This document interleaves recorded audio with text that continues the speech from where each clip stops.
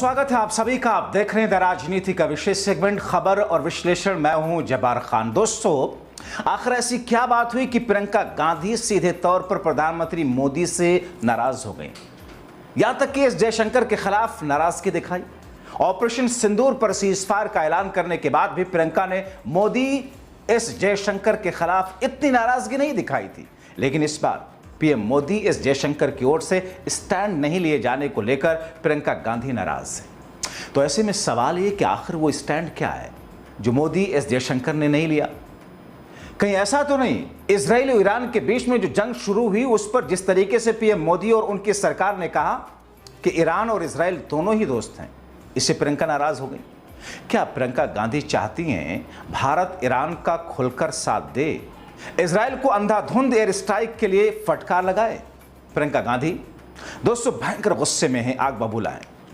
दरअसल कांग्रेस महासचिव और सांसद प्रियंका गांधी ने संयुक्त राष्ट्र के गजा से जुड़े इस प्रस्ताव पर विचार न करने को लेकर केंद्र सरकार की आलोचना की।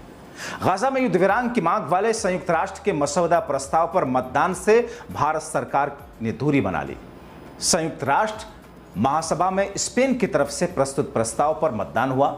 इस प्रस्ताव में तत्काल बिना शर्त स्थायी युद्ध विराम, हमास और अन्य समूहों द्वारा बंधक बनाए गए सभी लोगों की तत्काल तथा बिना शर्त रिहाई की बात थी। यानी कि इजराइल गजा में बमबारी बंद करे, लड़ाई रोके, पूर्ण रूप से युद्ध विराम हो। भारत समेत 19 देशों ने मतदान में हिस्सा ही नहीं लिया, जबकि 12 देशों ने प्रस्ताव के खिलाफ मतदान किया और पक्ष में 149 वोट पड़े।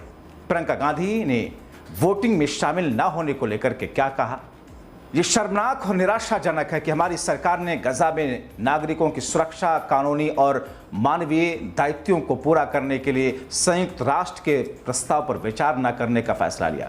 60,000 लोग, जिनमें ज़्यादातर महिलाएं, बच्चे हैं, पहले ही मारे जा चुके हैं। ये पूरी आबादी को बंधक बनाकर भूख से मारा जा रहा है और हम कोई कदम उठाने से इनकार कर रहे हैं।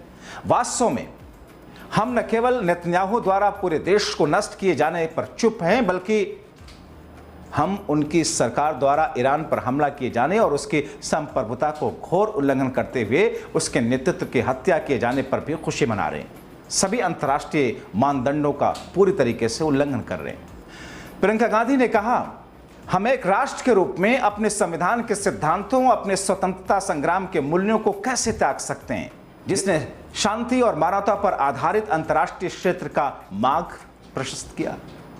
इसका क्या कोई औचित्य नहीं? सच्चा वैश्विक नेतृत्व न्याय की रक्षा करने के साहस की मांग करता है। भारत ने अतीत में यह साहस निरंतर दिखाया, एक ऐसे विश्व में जो तेजी से विभाजनकारी होता जा रहा है। हम मानवता के लिए अपनी आवाज पुनः उठानी होगी हमको, और सत्य और अहिंसा के लिए निडरता से खड़ा होना होगा। तो साफ है प्रियंका गांधी पीएम मोदी को अतीत की सरकारों की याद दिला रही है, जब वो गलत को गलत कहने की हिम्मत विश्व बिरादरी को दिखाती हैं। लेकिन अब मोदी की अगुवाई में भारत सरकार खामोश है। प्रियंका कह रही हैं, मानवता के लिए आवाज उठाइए। कांग्रेस के संगठन महासचिव केशव वेणुगोपाल ने एक्स पर पोस्ट करते हुए लिखा, भारत हमेशा शांति, न्याय और मानवीय सम्मान के लिए खड़ा रहा, लेकिन आज भारत दक्षिणी एशिया ब्रिक्स एससीओ में गाजा में युद्ध विराम की मांग करने वाले प्रस्ताव से दूरी बनाने वाला एकमात्र देश है। उन्होंने सवाल किया कि क्या भारत युद्ध के खिलाफ, नरसंहार के खिलाफ और न्याय के लिए अपने सैद्धांतिक रुख से पीछे हट गया? विदेश मंत्रालय को स्पष्ट करना चाहिए, पिछले 6 महीनों में ऐसा क्या बदलाव आया जिसके कारण भारत ने युद्ध विराम का समर्थन करना बंद कर दिया? हम जानते हैं कि सरकार को नेहरू जी की विरासत का बहुत कम सम्मान है, लेकिन फिलिस्तीन पर वाजपेयी जी के सैद्धांतिक रुख को भी क्यों छोड़ दिया? कांग्रेस महासचिव ने इस बात पर जोर दिया, भारत लंबे समय से पश्चिम एशिया में युद्ध विराम, शांति और बातचीत के लिए सैद्धांतिक आवाज उठा रहा है। गुटनिरपेक्षता और नैतिक कूटनीति की हमारी विरासत रही है। भारत ने इतिहास के रूप में वैश्विक संघर्षों में न्याय और मानवीय मूल्यों का समर्थन किया है। कांग्रेस के मीडिया विभाग के प्रमुख पवन खेड़ा ने कहा, भारत को 12 जून 2025 का संयुक्त राष्ट्र में गजा में युद्ध विराम पर मतदान से दूर रहना एक चौंका देने वाला नैतिक कार्यपूर्ता कृत्य है।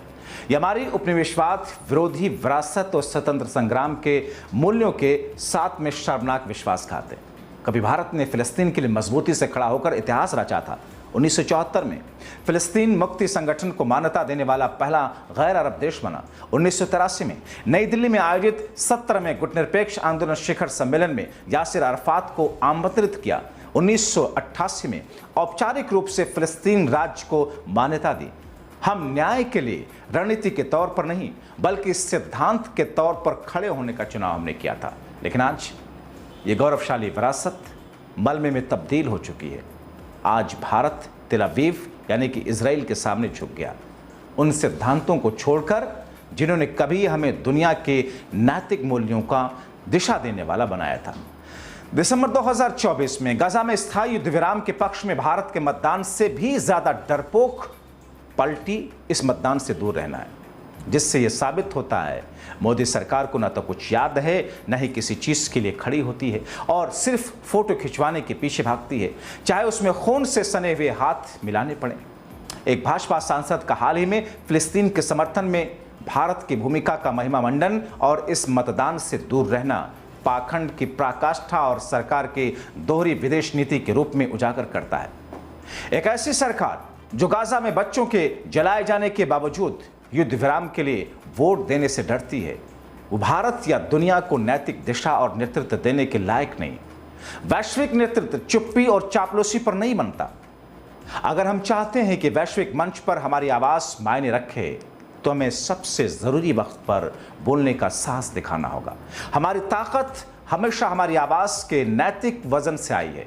जब भारत विदेश में निर्दोष जिंदगियों की रक्षा करने से इनकार करता है तो हम वो नैतिक पूंजी गंवा देते हैं जो विदेश में भारतीयों की रक्षा करती है।